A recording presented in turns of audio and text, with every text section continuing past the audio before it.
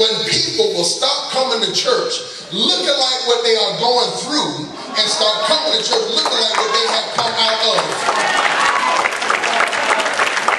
Let me say that again. There'll be a day when you stop coming in looking like you're going through it and look like you have already come out of it. Even though you may be still dealing with it, but my behavior and my mindset and my body language tells you that I am blessed and I'm being fruitful, even though I'm not sure if I'm going to eat tonight, but I don't look like I'm hungry.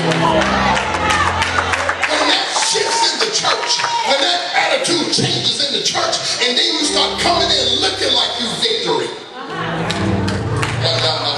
I wish I had some folk to agree with me. I should have hit y'all earlier. I wish I should have hit y'all earlier, because Isaiah 61 and 3 it talks about this thing called to give them beauty for ashes, the oil of joy for mourning, and guess what? The garment of praise for the spirit of heaviness. He's talking about you shifting how you look, the image you come in before him with. Because we come to church too heavy, but yet we're trying to be fruitful. And you come into the church heavy laden with the stress of the world, when all you had to do was hand it over to him. And we make God so difficult because we think we got to fill out paperwork. This is not a government subsidy. This is the provision of God in your life. There is no paperwork. I wish I got some. I want to say this. Everybody has a problem, but not everyone has a praise. Listen, everybody ain't got a problem going on right now in their life.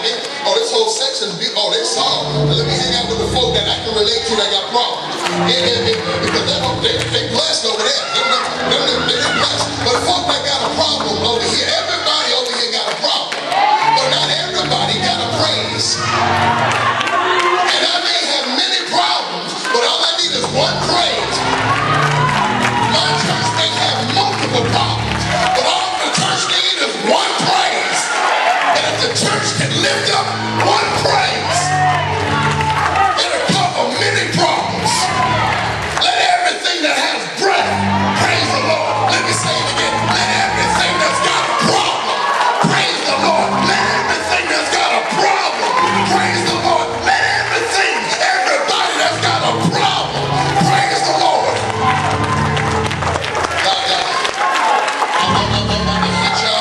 I'm about to hit y'all with something. Stay on your feet. I got to tell you something that happened in my church on Wednesday night. We were teaching this class. Stay on your feet. You're going to love it. We was on our feet. Y'all was on your feet. I was teaching about God's principles and God's laws and God's stuff. I was teaching some of the same stuff. And I was talking about that you got to press in sometimes and praise, because praise don't care nothing about your circumstances. And I said, I pointed to the young lady. I said, Lady Zelma, just because you came to church tonight and pressed in and praised God and came before him, God's going to move. But check this out. Her daughter had been missing for a whole week. And we started praying and we started praising. We started praying and we started praising. And then God told me to start prophesying to her and said, God told me to tell you, Zelma, that your daughter is coming home tonight. And then what we started doing, we started taking our hands and calling her name out and putting our hands in the spirit realm and pulling her home and pulling her home and pulling her home and pulling her home and giving me the commandment, loose that girl and let her go. Loose that girl and let her go. And we let out of class at 10:15 because the presence of God was so strong. I told her, I said, I don't care what time of night it is, call me and let me know when your child come home. But at 10:53,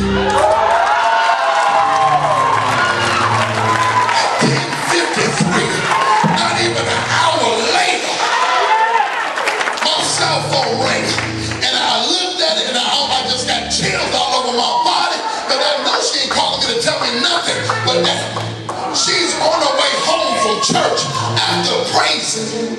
And her daughter calls her and say, Mama, can you come pick me up? I don't even want to tell you what happened, but can you just come and pick me up from what she was missing? We was about to go on the news, but because we started praising and started calling her name and reaching in and pulling her out, reaching in and pulling her out, and telling the enemy, loose that girl and let her go. Don't y'all got somebody in this church missing? Don't y'all got somebody in this church? You better lift up a praise in this place and tell that girl, tell that woman, come home. Loose that woman and let her go.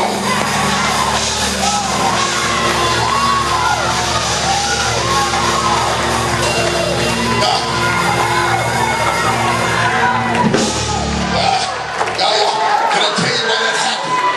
Can I tell you why that happened? And the word said that God inhabits the praises of his people. He don't inhabit problems. He inhabits praises. So if you inhabit a praise, that means you live in the praise. He dwells in the praise, and he is situated in the praise. And he's trying to tell you, you're so big that when you praise me, you send all of me. So when we started praising, we always say the praises go up.